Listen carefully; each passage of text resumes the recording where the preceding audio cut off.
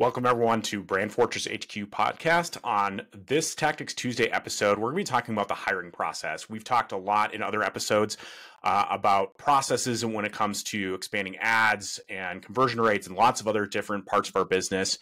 But we haven't spent nearly as much time on the other P that's really important for your business, which is the people portion. So that's what we're going to talk about today, is hiring good people and really integrating them into your team, so that way you can continue to grow. And so with that, I'm going to toss it over to you, Mike, because I know this is something that you've been working on quite a bit within your company. Yeah, it's becoming increasingly evident to me that the biggest bottleneck in our business is just that we don't have the people. I think that's the greatest. It's the biggest thing that most Amazon businesses are probably not doing right, and that is hiring enough people to do the jobs that really effectively need to be done regularly. I think there's a lot of jobs that end up being shunted off either to the owner or to some other individual that's on the team that maybe this isn't their primary job, but we need somebody to do it. So here, you do this. And you can do that to a degree, but I think it can only go so far, and it's definitely going to bottleneck things. So we're in the process of bringing on. One of my bottlenecks is me, for sure. And so I needed an executive assistant. And so we've been walking through, just, shout out to Josh Hadley. He's got an SOP that he's put out for hiring that I think is terrific. And we've been walking through that. So I just thought I would give kind of an update as to how that process is playing out for us in the business. And, the things that have gone well, the things that maybe aren't going quite so well, or that we've learned something from. And I would say one key takeaway that I really like from his SOP, and by the way, Ecom Breakthrough, I think, is his podcast and his, deal. But one of the things that he mentions in the SOP as kind of a critical piece is that he uses a software called, or a service called CriteriaCorp. And essentially that service allows you to grade your applicants. So in other words, the process is, on the front end, first of all, make sure you create a really good role profile for the job that you're hiring for. And one of the things that we did find was, in that process of kind of creating that role profile, one of the simplest things that we did that helped a lot was just asking ChatGPT what that role profile should look like. What are the KPIs that you should measure for that profile? What are the job responsibilities that particular position would likely have, in most companies?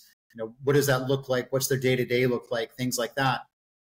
And everything it spits back isn't going to be right for your business, but the point is, it gives back a lot of information that you might not have thought about because you've never had this position in your company.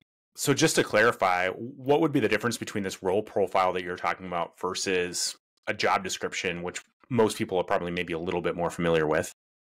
To be perfectly frank, I think the difference is really just one of degree or depth.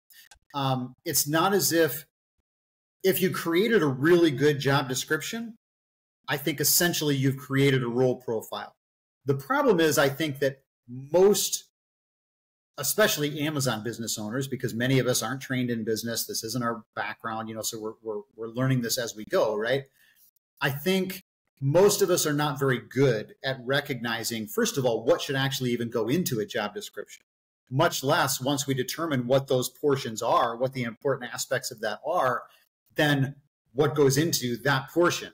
So in other words, even if we were to think through and we were like, okay, there probably should be some KPIs associated with this role. What should those KPIs be? And what levels should there be? And how should we measure them? And those sorts of things, right? Like, you get really granular. And so one of the things about Josh's SOP is that everything stems from the development of this role profile. So the first thing is, obviously, you need to determine, who do you need? So, you kind of need to walk through this process of figuring out where are the bottlenecks in your business. So in other words, you've got on two sides, right? You've got on the one side, what are the big goals that you have right now in the business that are going to take you to the next level? And then, okay, if those are the goals, what do we need to do to meet those goals? And then beyond that, then, okay, what pieces of that puzzle can we not effectively do with the team that we have now? Who do we need on our team that's going to help us get to that next level? Because there's going to be certain pieces of that puzzle you probably don't have the people for. And be really careful with that, because it's really easy, I think, to make the decision, like I was talking about earlier, to say, well, so-and-so could do that, and so-and-so could do this, and so-and-so could do that. When in reality, you probably should have a person that's doing all those things, because it makes it more cohesive. So think that through. But once you come up with that, then, okay, now, all right, I know I need a brand manager, or I know I need an executive assistant, or I know I need a supply manager, whatever that is. The good thing is that ChatGPT is really good at then giving you ideas about what that should look like. So if you feed it and say, I need to know what are the various things about this job that are critical. So what are the KPIs we should be measuring? How should we measure them? What does success look like, with those KPIs? What should the regular day-to-day responsibilities be for that individual? How would we describe that if we wanted to post it on a job site? All of those things. ChatGPT gives back a lot of great information, especially with the newest version, the whatever it is, 4 Omega or whatever it is. It's really good.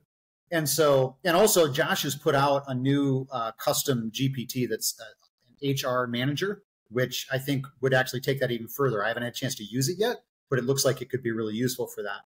But the point is, then you're generating this role profile that gives you a really clear picture of what this person's role is, how they fit into your business, how you're going to measure their success, what skill set do they need to do this, and what should their personality profile look like, and those sort of things, right? Well, and what I like about that too, that I think may not be obvious on the surface, is sometimes having, like, yes, at the end of the day, we want to have the positive information of like, hey, here's what I want for this role profile or position description, or whatever it is that we're using as kind of that framework. But the other thing is also negative information can be very helpful as well. And I just want to kind of double click on what you said, which is when you put it into ChatGPT, there might be things that you're like, hey, this doesn't fit for my business. Actually, I want it more like that over there, or I need to tweak this. Right. But rather than starting with something that's completely blank, it essentially is giving you options, so that way you can continue to narrow down what you're doing, and giving you a lot of data to work with to kind of figure out what's right for you, rather than trying to fill in those holes yourself. So I think that's just as valuable, looking at what ChatGPT gives you in this case that may not be a good fit for your company, to make sure that, to point you in the right direction, to know, hey, this is where I want to go with this position. So even that data that may not be 100% precise or right for your company is still useful. Yeah, absolutely. Or even taking that another further, like, so for me, the VAs that I've hired in the past, and I've talked about this very openly on the episodes that we've done already on hiring people. Like, I haven't had great experiences, but it was much more because of me and either the expectations that I had on the person that I hired, or me not really having any sort of documented process for that person to walk into. But what I would use this for, and John, something that you just touched on, is like, if I'm looking for a very specific role, like an executive assistant, but then I use ChatGPT to, what are the skills, what are the KPIs, what is the personality type of a person for this role, but then I try to put that person into a lead generation role where it's a completely different job, completely different skill set. That person's going to be unhappy. And using this sort of process, that can stop me as a business owner from, I don't want a jack of all trades. Like, I want a very specific type of a person that fits a very specific role. And I don't want to put things on that person that isn't in their zone of genius. And that's this kind of walking through the ChatGPT process can help with that. Well, and I think too, there's, it's interesting, that you bring it up in that way, because obviously giving ChatGPT the opportunity to flesh out what this person looks like and who they are, that's going to perform best in this position. Not only does it help you to know, well, okay, it helps you to know two things. And I hadn't actually really even thought about it this way, but I think it could help in both ways. And that is, A, it helps you to realize that I shouldn't be using this person and this person and this person who are already on my team to do these things, because it's clear their skill set and their personality and whatever. Like, I know them. They've been working with me long enough. I kind of know these things. that doesn't fit this, right? So that's the wrong person. But by the same token, it might actually help you figure out that there's a person on your team who maybe you should consider for this role. Like maybe they're already doing this, but it turns out like if ChatGPT is telling me the right information, that this is what this person looks like, that's Joe. Like Joe is the man for this project. And maybe I should be thinking about whether I promote him into this or slide him into that role, or he takes on a portion of this role. But it gives you information, that you didn't have before. And like you said, John, a lot of it, probably not a lot of it, but certainly some of it isn't going to apply to your business in specific. But also going back to previous conversations that we've had about just how to use ChatGPT, and to remember that it's a conversation. It's not like genie in a bottle exactly, right? Like you give it a prompt, it gives you back information, then you respond back with, well, I don't really want this, or our business actually only focuses this area and I don't really need this. It will regenerate, or you can ask it, because it's interesting with ChatGPT, interestingly, it'll give you a certain amount of information, which oftentimes is really good, but there's some information it didn't put in there. And so even just responding back with, what are some other things that I should know? What are some other KPIs that we might use? Like, these KPIs don't really work for us. We can't really measure those effectively. What would be some alternative KPIs that we could use that would measure things that are important for this role? So having that conversation, that back and forth dialogue with ChatGPT, telling it what you don't want, reinforcing the things that you do want or that you think are important, will get you to that point where you've got a really good role profile. And we've spent a lot of time talking about that, but the realization that I had was it is critical that you get the role profile really dialed in. Because once you get that very dialed in, it makes it much easier to write an actual job posting, for Indeed or LinkedIn or Upwork, wherever it is that you're going to, to put your job posting. But it makes it much easier to write that job posting and get it right, so that the people that are responding to your ad are the right people. Because the first thing is, you don't want a whole bunch of people applying that really aren't fit for the job or that aren't going to like working with you. So giving them as much information as you can to establish, this is what the job means. This is how we're going to measure you. These are the skills we expect you to have, and we're not going to hire you if you don't have these skills. And this is the way our business operates. This is our, company vision. If you don't fit with that, please don't apply. But if you do, we want you. And so that's a good first step. And then CriteriaCorp, the nice thing about that is that once people start responding to that, you can essentially automate the process of weeding out the individuals who really aren't a good fit. Because CriteriaCorp has a lot of different tests available through their system that you can automatically have any candidate put through. And then you get back the data, and CriteriaCorp will evaluate based on that data. It'll say, their personality type doesn't match the job that you're describing. Their cognitive aptitude doesn't really match the job that you're describing. But also, the interesting thing is that if you run them through the right tests, CriteriaCorp won't just tell you what they're not qualified for. It will also tell you the jobs that they are really qualified for, so that even if you have a candidate that doesn't fit this job that you're hiring for, you can maintain a database of individuals who have applied to this position but weren't right for it, but are really right for some other position that maybe you might need in the future. What do those quizzes look like? I'm just curious. Like, do you have an idea of like how long does it take a candidate in order to fill those out? So they're not super long. They don't take forever for them to fill out. I'll be honest that I don't know as much of the specifics as you might want to know, because I've got a person on our team who basically kind of set a lot of this stuff up and kind of walk through that process, because I just didn't have the time for it. So she would be able to tell, more specifically, like exactly what the questions look like and exactly how long. But from what I could remember from her describing it to me, it didn't sound like it was an excessively long process for them to take those tests. And you get to decide which ones you actually want to run them through. Now, CriteriaCorp is not super cheap. I think we might have paid, I don't know, it might have been $1,500 for the year or something like that. But if you expect to hire for, even just a couple positions that are important positions within your business, and you can, part of the nice thing about this SOP that I think is really critical to understand is you only have so much bandwidth within your business, whether it's you or whether you actually have an HR person who's going to be the one that's hiring for this position. They only have so many hours in a day.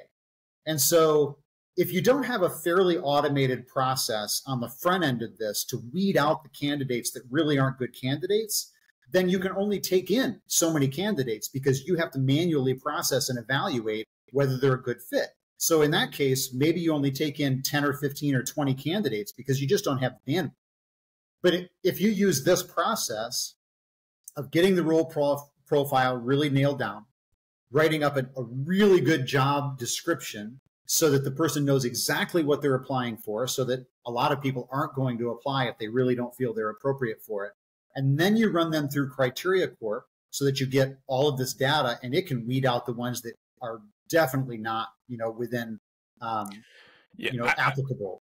I think this is interesting. You can get a couple 100, 300 applicants, and whittle it down to like 15 or 20 at the end. That those are the only ones you really have to pay attention to.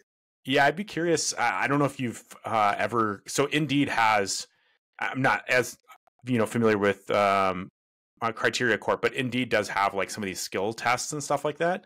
And so a couple of things, just from my experience, has been one, like you said. First of all, get your role description and all the other pieces that you talked about down right. Like I think that's so important in this process to have a good hire. That from a strategic perspective. Then at a tactical level, my experience has been, because we use Indeed quite a bit, is it's great to have, a couple of these kind of questionnaires or something for somebody to fill out as far as skills, especially if it's crucial for the position. Mm-hmm. With that said, there is kind of a Goldilocks zone that we have found in this process where having one or two of those is great because you do weed out a lot of candidates or a lot of people who like they just don't bother to take, the quiz or, the aptitude test or whatever it happens to be. Well, great. If you're not willing to put in 5 to 10 minutes, then, it's probably not a good fit because I'm not going to have me or somebody on my team put in, 15 to 30 minutes to have an initial interview. With that said, there is also a Goldilocks of like, if you put 10 of those on there, well, now you're only getting the candidates that most of them are quite frankly just desperate for a job, that they're willing to go through those hoops. And people who are, really skilled might see, hey, if I've got to spend 2 to 3 hours taking these questionnaires and aptitude tests just to see if I qualify for this position, my time might be spent better elsewhere. So I just am curious. My experience has been that there's definitely a Goldilocks in that process. I'm curious what Matt thinks on this also, because what I'll tell you from our experience, and we've only walked through this once. This is the first position that we've hired in this way. And I will say we haven't gotten to the hire yet, but we had hundreds of initial applications that came in. Mm-hmm. We have whittled it down to we had a final list that came through CriteriaCorp at the end and I should say, to clarify, we ran them through, I think, 2 or 3 of CriteriaCorp's, like I think the personality and the cognitive aptitude test, and maybe one other on CriteriaCorp. But then we also had a project. They're like, if they made it through that and it seemed like they were good candidates, there was a project. And I will say the project wasn't a 5-minute project. So essentially for the EA, our project was, we had 4 components to it. One was we gave them three customer service scenarios, and we asked them to respond in the way that they would respond to the customer. Because part of this EA position, there'll be a little bit of customer service involved in it. They'll have to take some of that on.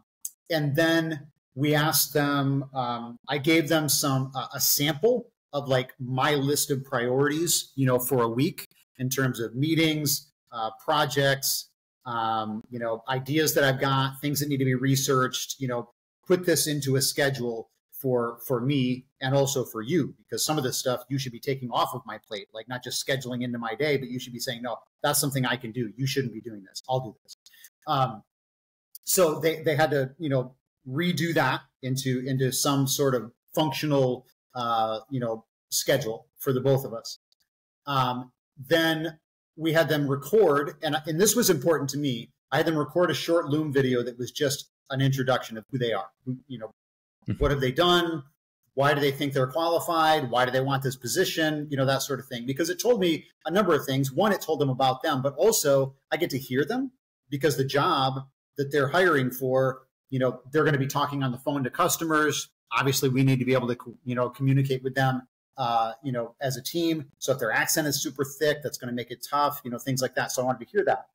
And then the fourth one was I just asked them a question, which was, describe for me the most difficult transition you've had to make in becoming the executive assistant for some executive. Why was it difficult, and how did you navigate that process to make it, functional for you and for the executive, so that everything worked out? So it wasn't a super short, project. It wasn't like a 3-hour project, but it wasn't 5 minutes. We had, like I said, we had a few hundred applicants.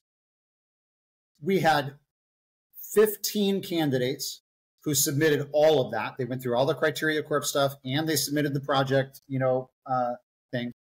And to your point, John, some of them weren't very qualified. I think they probably were desperate for a job.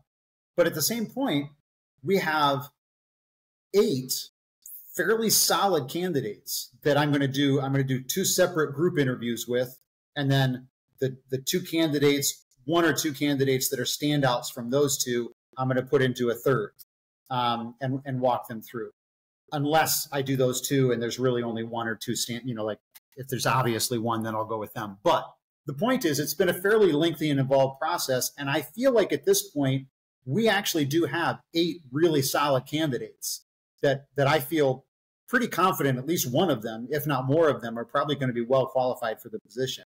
So it seems that maybe we have somewhat distinct experiences with it, and maybe that's only because we threw a wider net. I don't know. We had a lot of people, apply, and we weeded out a ton. Maybe we lost some in the process. Maybe there were some really good candidates in there that we lost. But the point is, we've only got so much bandwidth. Right. So I'm curious, Matt, what are your thoughts on that? I mean, it's well worth the amount of time put on the front end to set all of this up, because how much time you save, not only in picking the applicant and weeding out ones that you didn't even want to interview, but then also dealing on the back end with making the wrong hire. And that's been my story pretty much every single time. Is, again, a lot of it was my fault, but even if it wasn't the right person for the role, that's my job to be able to figure that out before I get them hired. And in a lot of cases, I was just as desperate to fill the role as they were to find a job, and maybe even more so. So, like, what I've learned in this conversation, and we've had parts of it before, is that every single thing that I did when I made it my hires was wrong, and I wasn't spending the right time in the right places in order to make that transition for me as a business owner easier to bring a person on. So, I mean, the amount of time that you're spending on the front end developing this process is well worth, and I think that $1,500, whatever it is, for those surveys, I think it's well worth the money expense, because I wasted more than that in making bad hires.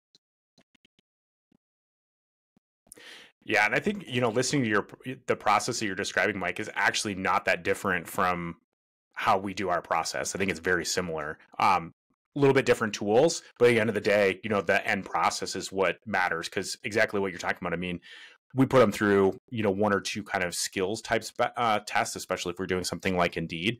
And then we have the same thing where, we'll have 300 people apply, and there's just no way that, one, could we, if we wanted to, interview those, nor is that probably a good use of our time or the candidate's time to interview all 300. And so coming up with easy ways to kind of narrow down, who are those good candidates, and those surveys can work well. Again, I would just encourage people to look at, kind of going back to what you were talking about with that position of have those surveys really connected to what are the KPIs and what are the primary duties of that position. So that way you've got a couple of surveys to get a good picture of what you need, instead of, putting them through a couple hours worth of testing, because you may not get what you want out of that. And then the other thing that we've found really useful is just asking the simple question of, hey, what interested you in this position? Because to me, that there's not necessarily a wrong answer, but it is always very interesting to me to see how long is that answer from somebody. Is it 3 words, or is it, a well-written paragraph? Is it all about what they want out of the position, or is it, them talking about how they're excited about the work? Like, there's just a lot of different components, and from a scalability standpoint, like, it's pretty easy to ask that question, and then again, half the people don't even respond. Well, that makes it really easy. Right. Yeah, I think the only 2 other things that I would probably add to this conversation that I think are valuable that we've learned is, first of all, I think in response to that concern over losing good candidates because you've got them jumping through too many hoops, I think making sure that the hoops that you're having them jump through seem relevant to the job that they're hiring for, so that at least they recognize, no, this makes sense. I can see why a business would want me to do this. Secondarily, though, and probably even more important than that, is the job posting.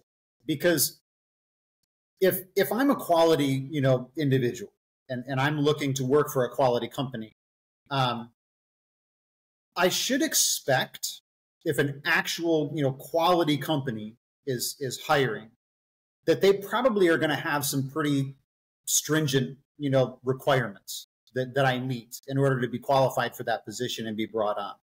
And so I think part of it is qualifying for this candidate that you are actually a quality company to work for, right? So if you don't do that in the job posting, if you don't make it really obvious that they're applying to a really good company that's going to treat them well, treat them with respect, pay them appropriately for the work that they're doing, reward them for, the things that they're doing that move the company forward, then if you have them jumping through hoops, they're going to just give up on it and say, well, this isn't worth it. You haven't proven to me that you're worth the amount of time that you're requiring me to invest. But if you give them enough information about your company and about the position and about what you're going to do for them and how you care for your employees and those sorts of things, I think you generate enough goodwill on the front end of that even a really good candidate who maybe has a lot on their plate, they've got a really good job, they work, maybe semi-long hours, they still would potentially be interested in jumping through the hoops that you've set in front of them, just simply because it looks like a good opportunity and they're willing to put that time in. The only other thing I would say is on the back end of this, one of the things that we need to walk through right now is evaluating, because ChatGPT exists, a lot of the materials that we're getting back from candidates that are written materials are ChatGPT generated. And some of it almost entirely ChatGPT generated. And so part of our interview process is going to be having some conversations about ChatGPT and why they use it, when they use it, how they use it, when they shouldn't use it, because I want them to be well-versed in how to use it, but I also want them to be just as well-versed in when should I and when shouldn't I use it? When is it appropriate and when isn't it appropriate? And how do I navigate that? And that's actually going to be a part of the interview process, because there are a few candidates that look like pretty quality candidates, but they answered a couple of questions with almost entirely GPT, generated content that concerns me a little bit, because I kind of wish they hadn't done that. And so I need to have a conversation to find out, what the details are around that. So just pay attention to it. It's a big issue right now. A lot of the content you're going to get back is going to be GPT generated. It's not necessarily a bad thing, but just be aware of it. Yeah, it's a great point.